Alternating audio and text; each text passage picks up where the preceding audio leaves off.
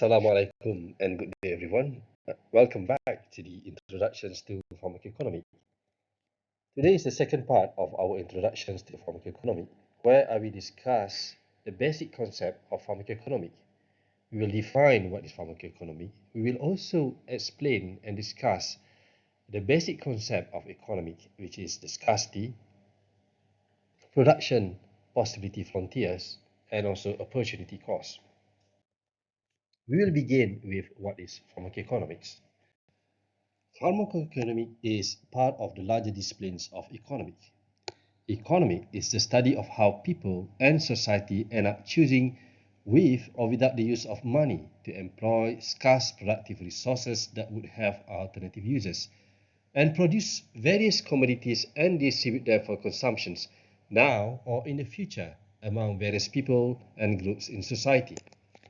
Health economics, which is a sub-discipline of economics, is about applying economics to healthcare, whereas pharmacoeconomics is a subset of health economics, which means that we are applying the principle of health economics to pharmaceutical product and services.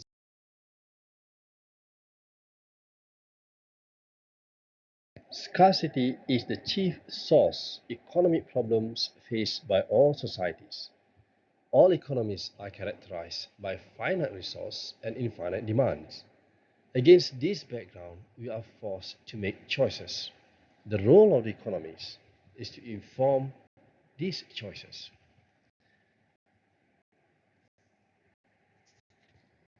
Many of the basic concepts in economics came from understanding of scarcity. The first thing that we need to realize in today's discussions is about the society's technological possibilities, which came across because of scarcity. Before that, we have to understand what is inputs and outputs. Inputs are a factor in productions. It's commodities or services that are used to produce goods and services. So it can cover three broad categories: land, labor, and also capital. Outputs is the various useful goods or services that results from the production process and are either consumed or employed in further productions. So when you talk about agriculture, for example, you have the land when you sow the seeds. You have the farmer, which is the labor, and the capital is, of course, you have the tractors and also any other equipment that you use to actually farm. And the outputs will be the rice or anything that come from the productions of the agriculture.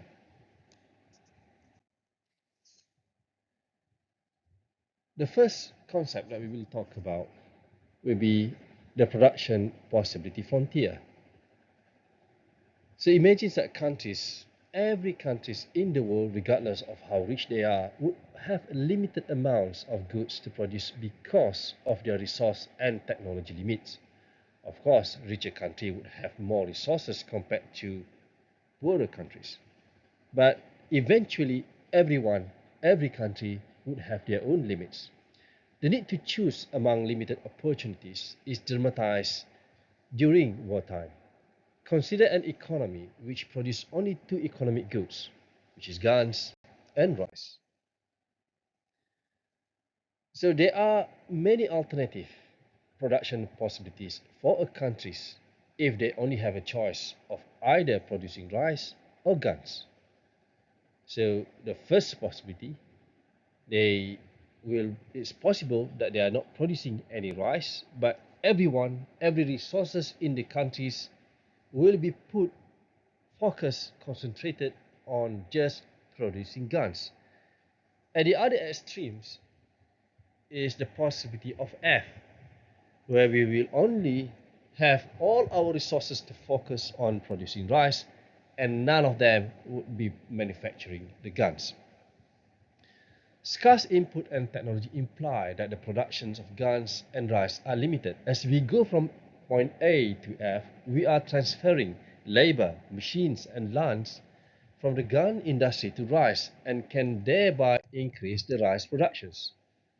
So this PPF, as you can see, we can draw it as we can illustrate this best as what we can see in front of you. So the line from A and F is what you see where we have this dotted line where we draw the line. So the point, there is a two extreme points where we have everyone producing guns and nobody is producing rice. At the other extremes, we will have everybody producing rice and none of them will be producing guns. So as we move to one extreme to another, it's a choice that the country has to make on how best to use the resources. If you choose one extreme where you only produce foods, we can make lots of foods, but we will be vulnerable to attack. When you choose another extreme where you only produce guns but no rice, it means that the country will choose to be militarily strong but be very, very hungry.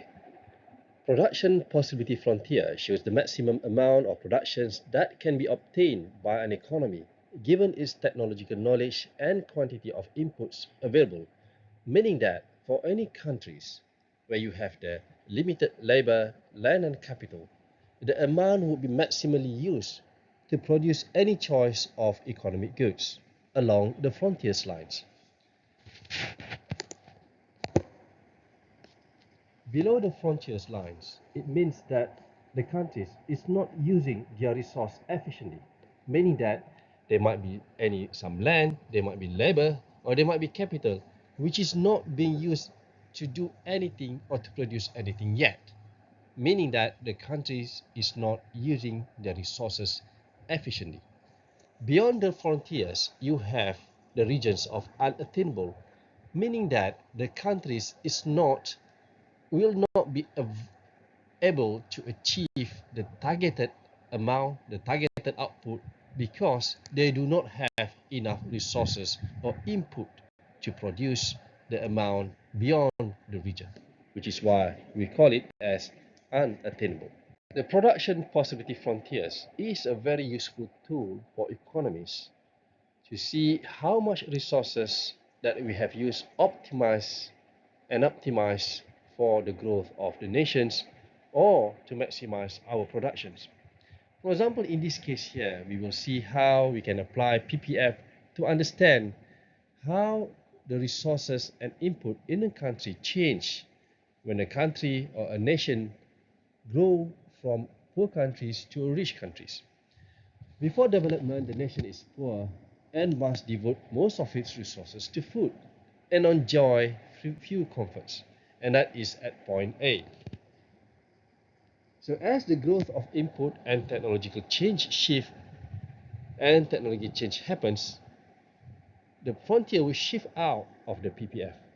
With economic growth, a nation will move from point A to B, expanding its food consumption a little bit compared with its increased consumptions of luxuries.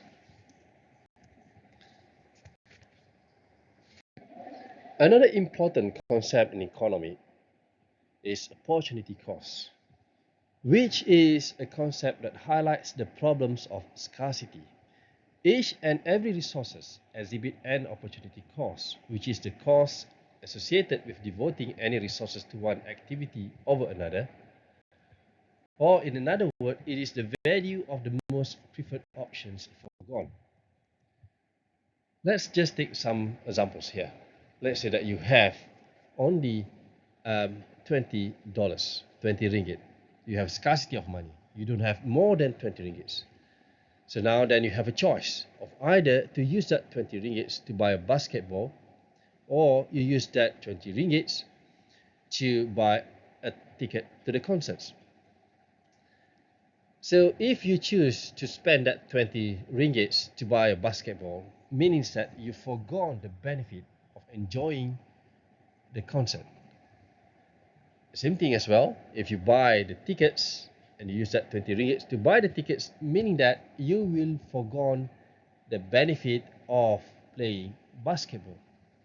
So the benefit that you forgone is your opportunity cost. Another example that we can have here is when you study late at night for your final exams. You will be sleepy and is but the opportunity cost that you lost then is a good night's sleep.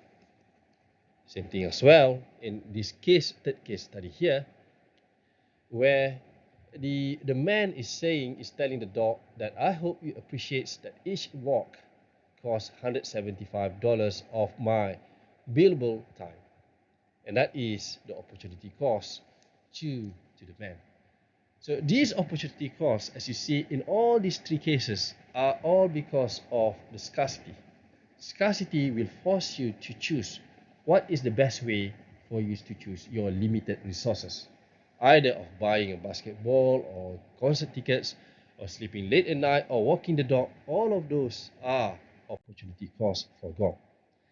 So if you look at it and try to relate between these opportunity costs and what we discussed earlier on the production's possibility frontier, suppose the country decides to increase its gun purchases from 9,000 at point D to 12,000 at, at point C. What is the opportunity cost of these decisions? So we have to remember again, what is opportunity cost? Opportunity cost is the benefits that we forgone when we choose another alternative. So when the country decides to increase its gun purchases from 9,000 to 12,000, we can calculate the opportunity cost in ringgit, where when will be that when we move the point from D to C, the opportunity cost is the rise that we must given up to produce the extra guns. In this example, to produce an extra 3,000 guns, we are foregoing the benefit of having 1 million kilogram of rice forgone. In other words, by devoting a resources to any one particular use, one automatically denies its applications to any alternative and the benefits of value which may have been generated accordingly. When facing a problem with scarcity, where you do not have much resources and having to make a choice, the decision makers usually find it difficult to make rational choice. So they leave it to luck, toss a coin, throw the dust, or anything just to make sure that they can make a quick and hard choice. And often that we see in healthcare as well, many have resulted because of limited resources when they make a choice of how to use the resources, best resources, they resulted to just sharing the resources, which is perhaps not very optimal solution for healthcare, where you want the patients to have privacy and comfort in healthcare. So in healthcare, many try to rationalize the way that we make a choice by using a hard criteria. One of the first criteria, and still being used now, is efficacy. Can it work? Does the health procedure, service or programs do more good than harm to people who fully comply with the associated recommendations or treatments? So if you see and have a choice of either using a drug A and B, and you have drug A which give the patients potential to survive for 7 years compared to drug B which led the patient to survive for 10 years, meaning that B is more efficacious compared to A. And in this case then, we would definitely choose B because it gave a better survival, better efficacy compared to drug A. But then we thought that, well, efficacy is one thing, but it only will work in controlled environment, in a randomized controlled trial. But what if it's in the real life, where patients would have mostly comorbidity, and some patients in real life might forget to take medicine one day and then come back to remember another day. So in real life, they might work differently from a controlled environment. So the questions then come again as, does it work? But in this case then, we are going to look into their effectiveness, the real world effectiveness or their usefulness. But again, when you measure it, and if you see drug B give a better effectiveness compared to drug A, 10 years compared to 7 years, then we would say that still drug B is a better option compared to A. But what if? But what if? Now let me take you to examples which is about 30 years ago, where evidence at that time suggested 6 cancers out of 10,000 would not be identified. This is where we call it as false negative. If only one test was done. If 6 tests were done, the number of false negative would fall to 0.00003. Because of this, the American Cancer Society endorsed a protocol of 6 sequential stool tests for cancer of the large bowel. Now, economists comes and analyze these decisions. So if you have one test done, you will be able to detect 235,525 cases at a cost of $277 million. And this would amount to average cost of $1,175 million. Okay. If you do 2 tests, 2 sequential tests, you will be able to detect 255,152 cases at a cost of $385 million. So if you do 2 tests, you compare it with the one single test, you will be able to detect 19,627 cases more at an extra cost of $108 million. If you do 3 tests, you will be able to detect an extra 1,625 cases more at an extra cost of $80 million. Now, you see the American Cancer Society endorsed a 6 sequential stool test protocol, meaning that with these 6 tests, we will be able to detect and find the last case that we are unable to find in the first 5 tests. But at what cost? We require $47 million to detect this extra one case. So now, ladies and gentlemen, can I ask you, what can we do with $47 million? Is spending $47 million is worthwhile for us to catch this last one case of bowel cancer? Well, a lot of things that we can do with this $47 million, which is why people see that if you look only at the effectiveness, at the efficacy alone, you will forget how much you have to spend to reach and achieve that effectiveness. So looking at just effectiveness alone is not sufficient for us to make a decision. So which is why now people have looked at it at the other side of the coin. Is it reaching those who need it? And this is a concern of availability, where they look at the price. So if the drug A, for example, is 10 ringgit, and it is cheaper compared to the new drug, which is B, 20 ringgit, then the cheaper options will be A. Meaning that because it's cheaper, then we can make it available to more and more people. But when we look at it in a more comprehensive perspective, price alone is not good enough criteria. What if the new drug is safer compared to the old drug? What if, because of this safety concern, we have to spend more to treat people because of the adverse drug reactions treatment compared to the newer drug, which is safer, and we do not need to spend as much to treat the adverse drug reactions? So with all of these factors that we need to consider when we decide, by efficacy, by price, by cost, so it means that when you make a decisions, you cannot rely on them single-handedly alone, in isolations. Now, in pharmacoeconomics, we offer a tools called economic evaluations that compare both costs and consequences of alternative programs or treatments, with the aim that the decisions that we recommend would allow us to achieve a given benefit at the lowest cost and also give a greatest benefit for a given expenditure. Economic evaluation here is defined as the comparative analysis of alternative courses of actions in terms of both their costs and consequences.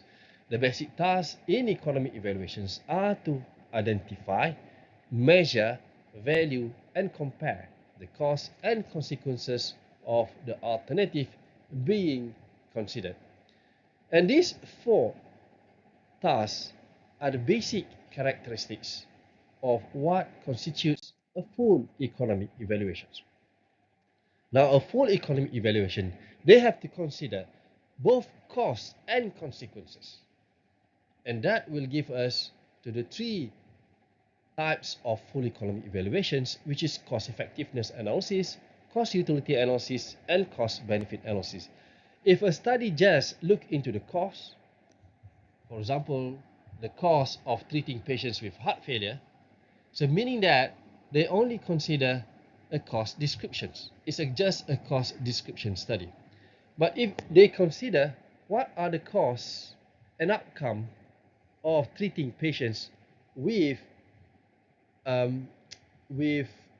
failure, okay, so again, it might only be a partial evaluation if they do not consider them in together.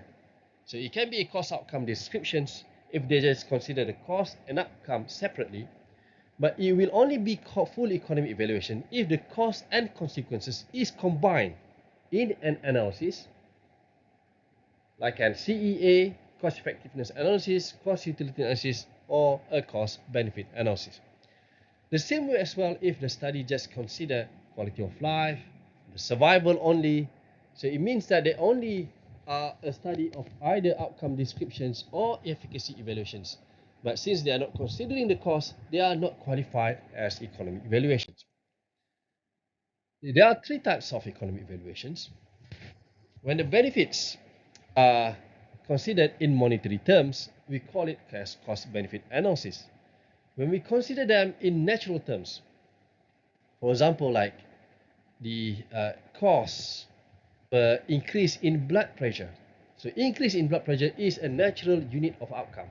So when we compare the cost and consequences in between the alternative in their natural unit, so we call it as cost effectiveness analysis. If that natural unit of outcome, the increase in blood pressure, the difference in blood pressure is converted into money, we will call it as cost benefit analysis.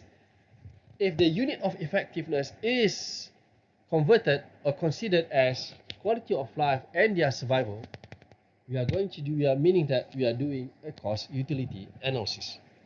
So quality here stands for quality adjusted life years. So these are the three types of economic evaluations which we will discuss later on in our pharmacoeconomic study. So in a nutshell, what we have discussed today is the basic concepts in economic, which is the fundamental part of what we are learning on pharmacoeconomic. Because of the problem of scarcity, we are forced to make a choice. Any countries, any institutions, any organizations have to make an optimal choice of how to best use their resources. As a pharmacoeconomic, we can use what tools that are being offered by pharmacoeconomic, which is economic evaluations, either cost effectiveness analysis, cost benefit analysis, or cost utility analysis to help the decision makers to make an informed decision making. In the third part of our discussion after this, we will discuss about the applications of pharmacoeconomic in a current study. With that, thank you. Assalamualaikum.